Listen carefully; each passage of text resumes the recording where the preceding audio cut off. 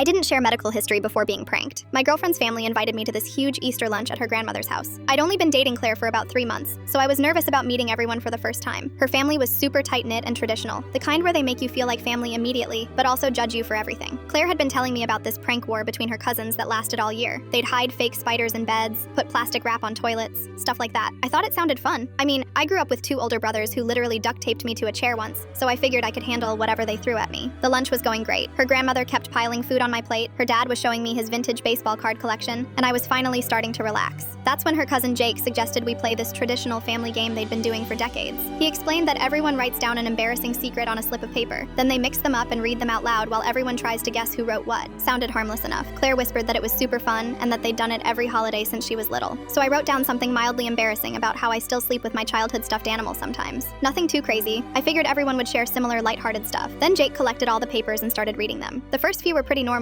Someone admitted to having a crush on their teacher in high school. Another person confessed to eating ice cream for breakfast. Everyone was laughing and making good-natured guesses. Then Jake picked up my paper and his expression changed. He looked confused, then concerned. He folded it back up and said maybe we should skip this one. But his mom, Claire's aunt, insisted he read it out loud because that was the rule. Jake cleared his throat and read, "I was born with a rare genetic condition that makes me prone to sudden seizures when I'm stressed or excited." The entire room went silent, like dead silent. Claire's grandmother put her hand over her heart. Her little cousin asked if I was going to die. Even the dog stopped barking. I just stared at the paper in Jake's hand. That wasn't what I wrote, not even close. Turns out Jake had switched my harmless confession with something he'd made up as a prank. He thought it would be hilarious to see everyone's reaction to a fake medical emergency. What he didn't know was that Claire's family had a history of serious medical issues. Her grandfather had died from a seizure disorder just 2 years earlier. The thing is, I actually do have a medical condition. Not seizures, but something I'd never told Claire about because we were still pretty new. I have type 1 diabetes, and I'm really careful about managing it. I always carry glucose tablets in my insulin pen, but I never made a big deal about it. So when everyone started freaking out about my seizure condition, I panicked. Claire's mom was asking if I needed to go to the hospital. Her dad was Googling seizure symptoms on his phone. Her grandmother was literally crying. I tried to explain that it was just a prank, that Jake had switched the papers, but they thought I was just being modest or embarrassed. Claire grabbed my hand and said she wished I'd told her sooner so she could help take care of me. That's when my blood sugar decided to crash. I'd been so nervous about meeting her family that I'd barely eaten lunch, even though her grandmother kept loading my plate. The stress of the prank and everyone staring at me made it worse. I started feeling dizzy and shaky, which, with perfect timing, looked exactly like I was having some kind of medical episode. Claire's mom shouted that I was having a seizure. Her dad called 911. Her little cousin started crying. I tried to reach for my glucose tablets in my pocket, but my hands were shaking too much. Claire was holding me down because she thought I was convulsing. The whole situation was spiraling completely out of control. By the time the paramedics arrived, I'd managed to explain about my diabetes and get some sugar in my system, but the damage was done. Claire's entire family now thought I was this fragile person who needed constant medical attention. They treated me like I was made of glass for the rest of the day. Jake got in massive trouble. His parents made him pay for the ambulance call, which was like $600. Claire's grandmother banned him from family gatherings for the rest of the year.